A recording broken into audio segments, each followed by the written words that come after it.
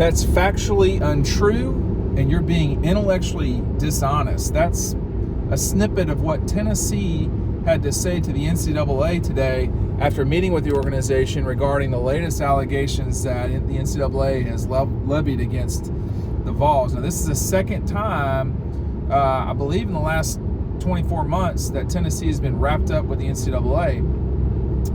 It comes off the heels of Florida State and then Florida. A lot of this stuff is NIL related. So we got to get our hands around what is allowed and what is not. And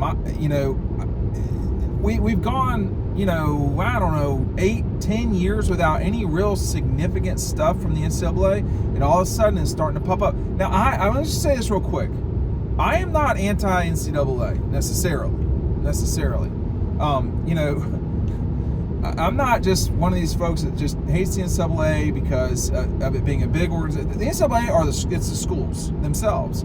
So if the schools want to make changes, they can make changes. What's going on right now, and a part of the reason why I have some sympathy towards Tennessee about this is, what are the playing rules? Like, it seems like, I know I'm not an expert at this, but it sure seems like a lot of smart people don't know quite what's going on right now. And that's dangerous for, the landscape of college athletics. Tennessee's not where they were 4 years ago as an athletic department. They're not a total disaster anymore. They're not, a financial ruin, all this stuff, and just one problem after another. They've gotten their act together a little bit. And you're seeing that with football, men's basketball. You're just seeing that in the financials, all that stuff. Tennessee's, not that long ago, Tennessee was in some very, very serious trouble. Hello, Philip Fulmer and Jeremy Pruitt, right? That was bad. But I don't, and I don't know how these things are going to affect the future, but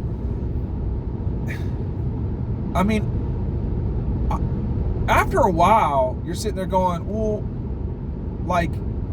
so Florida's in trouble?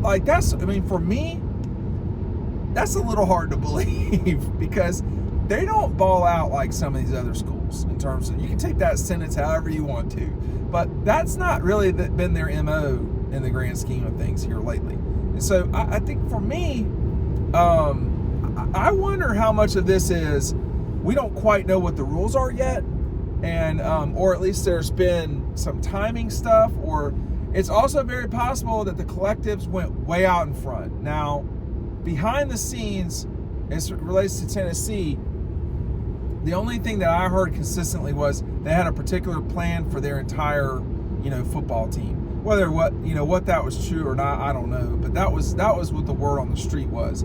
I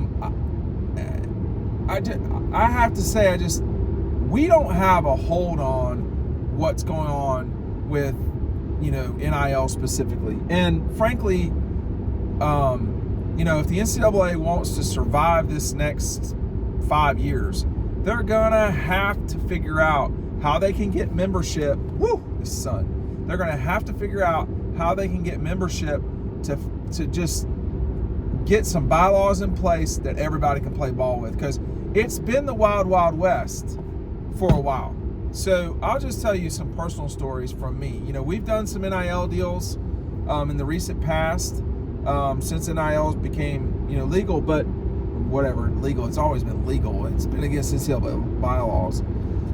Since it's become allowable with the NCAA, we've done deals with autographs and all these things, and meet and greets. Those have been really popular and positive things. But it, without fail, every single, I don't think every week, but every month, there's some new person contacting me or someone I know about a quote opportunity, and the fact of the matter is, I don't know who these people are, and they're not with collectives. So you have a confusing landscape right now in that you've got collectives, which I don't mean this bad, but it doesn't seem like they know what's going quite on either. And that might be what the problem here is. We don't have a hold of it in terms of federal legislation. The state legislation is different from state to state.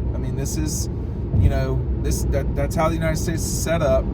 but it leads to massive confusion in the regulatory world that the NCAA lives in. What I don't know is if the NCAA has told these collectives and or teams, hey, you're not allowed to do this specific thing, and then Florida State, Florida, and then Vols went out and did those things. Or, but Tennessee's saying that's not true.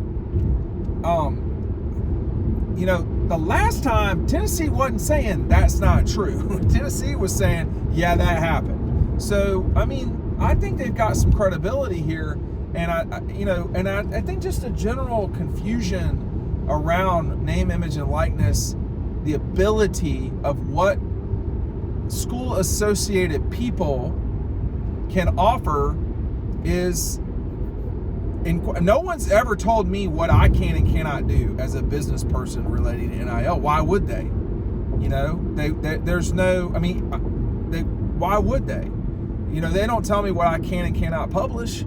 First Amendment, right? So it's way too murky right now. And like in the past, if you wanted to cheat, there were ways to do it. Everybody understood what those procedures or ways were. Now, I think part of me thinks people aren't really trying to bend the rules necessarily. That's still going on, by the way. But not maybe like this, though. They're saying, I don't want to say what Tennessee is saying and what they're not, but let's just say it's, Coker. And they're saying, well, we're not cheating like that. That's not how we're cheating. We're following the rules as far as NIL is concerned. This is far too muddy right now. We've got to get, and I'm not a complainer either, man. It kind of gets annoying hearing the complaints about the transfer portal and the complaints about, I love NIL. We could not have jobs when we were playing in college. We did not have the ability to have jobs. That was the NCAA restriction. If you were a scholarship athlete, you could not have a job unless there were extenuating circumstances. You had to have one of our teammates, I've told this story several times, one of my teammates who has since passed away, he had a child. He could not have a job and have a scholarship. It was one or the other. And obviously the scholarship was worth far more than having a job. So, you're put in these precarious situations back in the 90s. Well, what about now? If you're Keely Ringo, a professional athlete now, but if you're Keely Ringo, you're on the cover of Dawg, right? Or you want to get, or our friends at Eco Poly, they want to do a deal. They say, hey man, we've got Keely, we've got really awesome red and black. We can match everything for your backyard. We can make it we can make it pink, your mom's favorite color for breast cancer awareness. There's a lot of stuff we can do. We're just going to hang out, chill out with Eco Poly. This is what we're going to do. And he makes that deal. Completely, there's no issues there. He's capitalizing on his success. All the work he's done at 5:30 in the morning. The play he made against Bryce Young, Nick Saban in Alabama. In the past, he would not be able to benefit from that until years later. Now he can. Well, did we follow all the rules? I'm not aware that we didn't, right? So what are we talking about here? That's the part that there's no, it was the wild, wild west for a long time. And I don't know that, and all of our stuff was done with completely reputable agencies. You would know them by name if you were in our industry. And, I just don't, a part of me thinks that Tennessee is probably right here. And the NCAA is knocking on the door of something that maybe is not fully fleshed out. Forget that sentence. We need, this is so silly. We need real guidelines as to what is permissible and what is not, and it needs to happen. It can't sort of happen. Oh, well, we're going to get to this. We cannot do anything in this country because of bickering. But this is, and it's not that important, But there needs to be some guidance here. I mean, this is why we have 50 states and multiple territories. All of these 50 states have colleges in them with student athletes that should be able to benefit from their name, image, and likeness. Most people are not Keely Ringo that play sports in college. Most people are Dean Legge, and you're never going to hear about them. You're playing in front of 3,000 people in a small gym that you took a bus to for 6 hours. I mean, like that, no one cares about us. But it needs to be that there is, there are appropriate guidelines as far as what the Keely Ringos of the world can do.